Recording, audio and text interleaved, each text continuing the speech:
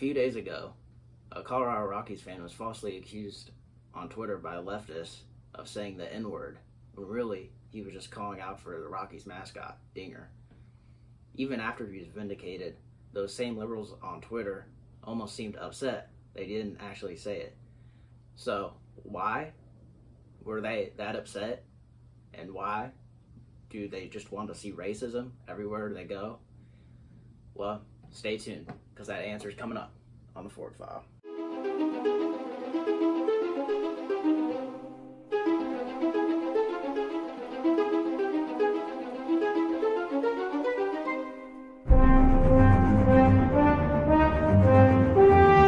What's going on, everybody, and welcome to the Ford File. If it's your first time here, be sure to subscribe to the channel. It'd be greatly appreciated, and it will raise your IQ by at least 10 points. And today's case file is the Colorado Rockies Miami Marlins game N-word scandal, if you want to call it that. Like I said earlier, at the Marlins Rockies game a few days ago, a fan was just, innocently calling out for the Rockies mascot, Dinger. Probably wanted to get a picture with him. Apparently, leftists on Twitter thought that he was just yelling the N-word just out of nowhere in the middle of public. Take a listen.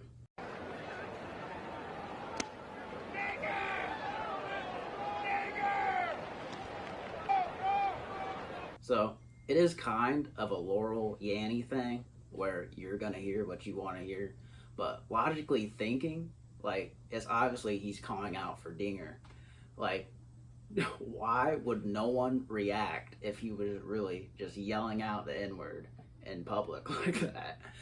And typical day at the ballpark, some dudes yelling the N-word, Typical day at the ballpark, great day at the ballpark. Just some dude just yelling the N-word at the players.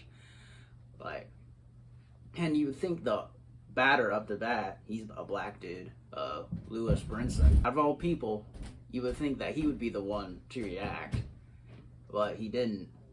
So, and even if you say, well, he was just that locked in, it still doesn't disprove my point, where literally nobody else reacted. So obviously he wasn't saying the N-word.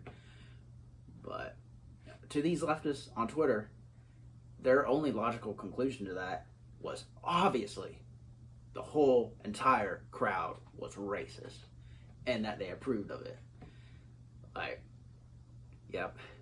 Denver, Colorado, the most racist city in the United States. So why do these leftists just want to see the racism in everything? Well, number one, they're just miserable people just wanting to see something bad in everything because they have nothing else going on in their lives. So they're just trying to spice things up so make them feel important and make them feel oppressed, and so they can play the victimhood card and get clout from it. And they get coddled by the media for doing so, which gives them the clout points and the victimhood points that they're longing for. And yet they still say they're oppressed, even though the media and big business and the universities are all behind them. And they get, not only do they coddled by big business and the media and everything, they can even make a living off of their victimhood claims. Yeah, you're totally oppressed. If they were actually oppressed, they would not be allowed to complain. And if they did, the media and big business would not be behind them at all. One bottom line is they would not be allowed to complain if they were actually oppressed. And very interesting from people on the left, where they say, oh, we're the resistance. Yet, like I said earlier, the media, big business, the colleges and universities are all behind them. So really, they're just playing into what the establishment wants them to do. The establishment uni party wants them to do. Victimhood is the new currency, where people will just claim they're a victim just because they feel like they'll earn some clout points from it. And they get all this recognition for doing so. And it's ridiculous. And that's why this thing happened. Because even though a logical person watching that video would be like, yeah, maybe it does kind of sound like the N-word, but logically thinking he did not say it. But they're like, no way, he definitely said it. He said it, but all those people, and they didn't care. Because they're all racist too. That's why they were not almost upset, they were definitely upset that he actually didn't say it. And they're like, because they're so delusional like that, like where they would actually want him to say that, so then it would give them victimhood points.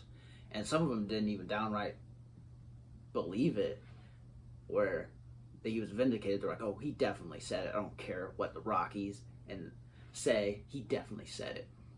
Oh, and when this first happened, the Rockies and the MLBPA put out this really pathetic statement where they basically accused the fan of racism with no evidence whatsoever. So they were just buying into the narrative of that he actually did say it when he didn't.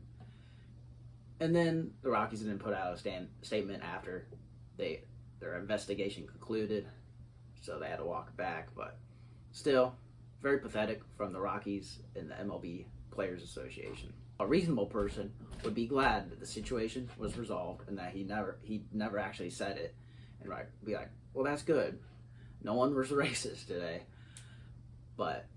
And those people, they live in their own little bubble, and they have to see racism everywhere.